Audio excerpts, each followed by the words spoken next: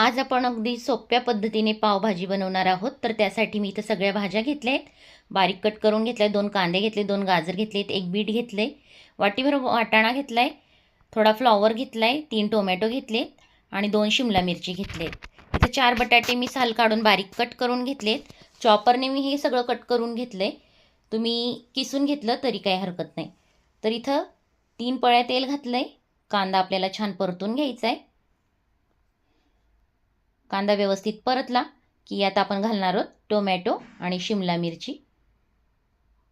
अशा पद्धतीने बारीक भाज्या चिरल्या की याला शिजायला वेळही खूप कमी लागतो, झटपट होते पावभाजी. तर इथं कांद्याबरोबर मी शिमला मिरची आणि टोमॅटोसुद्धा परतून घेतले. आता 1 चमचा आलं लसूण पेस्ट मी घालते. आता मसाले घालून घेऊया.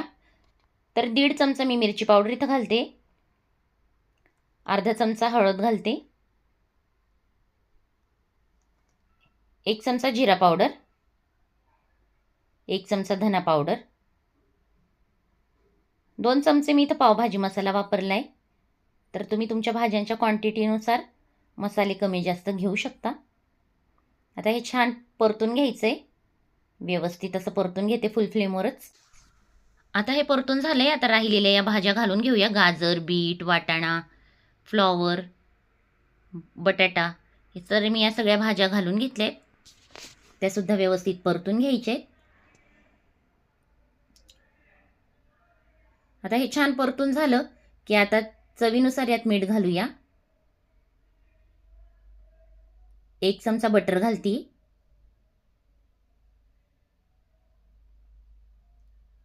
व्यवस्थित मिक्स करून घ्यायचे. आणि हे छान मिक्स झाल्यानंतर आता यात घालायचं आहे आपल्याला गरम पाणी. त्यासाठी मी 1.5 तांब्या गरम पाणी करून घेतले, ते आता यात घालून घेऊया. पाणी घातल्यानंतर हे व्यवस्थित एकदा मिक्स करून घेते आणि आता ह्या फुल फ्लेमवर आपल्याला 4 शिट्ट्या काढून घ्यायच्या आहेत. तर फुल फ्लेमवर मी इथं 4 शिट्ट्या काढून घेतल्यानंतर गॅसची फ्लेम ऑफ करते. कुकर थंड होऊ द्यायचा आहे. कुकर थंड झाला की शिट्टी वाफ काढून भाजी बघून घेऊया. तर इथं छान भाज्या शिजल्या आहेत, तुम्ही इथं बघू शकता. पण आपल्याला हे एकजीव करून घ्यायचं आहे, त्यासाठी मी स्मॅशरने एकजीव करून घेते अशा प्रकारे.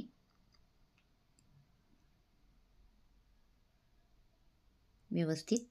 तर इथं छान भाज्या आपल्या सगळ्या स्मॅशरच्या साह्याने एकजीव करून घेतले आहेत. आता ह्याला एक उकळी आणायची, तर मी गॅसवर ठेवले. त्याला छानपैकी उकळी आली. आता आपल्याला पाव भाजून घ्यायचा आहे, त्यासाठी मी तव्यावर थोडंसं बटर घातलं आहे, बारीक चिरलेली कोथिंबीर, थोडी भाजी घालूया. पावमधून कट करून घ्यायचं आहे, तर मी हाताने चुलगडून घेते अशा प्रकारे. आता हे तव्यातले मिश्रण व्यवस्थित एकजीव करून घ्यायचे आणि आता हा पाव याच्यावर आपल्याला भाजून घ्यायचा आहे. तर अगदी झटपट होते ही भाजी. सेपरेट भाज्या शिजवायची गरज नाही, डायरेक्टच फोडणी करून अगदी पटकन तयार होते. तर इथं आपला पावसुद्धा भाजून झाला आहे.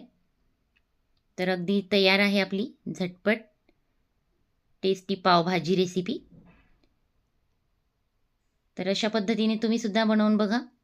मी इथं वरून कांदा घालते, थोडं बटर घातलं आहे. तर छान तयार आहे आपली पावभाजी रेसिपी. व्हिडिओ आवडला असेल तर लाईक करा, शेअर करा. चॅनलवर नवीन असाल तर चॅनलला सबस्क्राईब करायला विसरू नका. पुन्हा भेटूया अशाच नवीन व्हिडिओत नवीन रेसिपी बरोबर. तोपर्यंत बाय.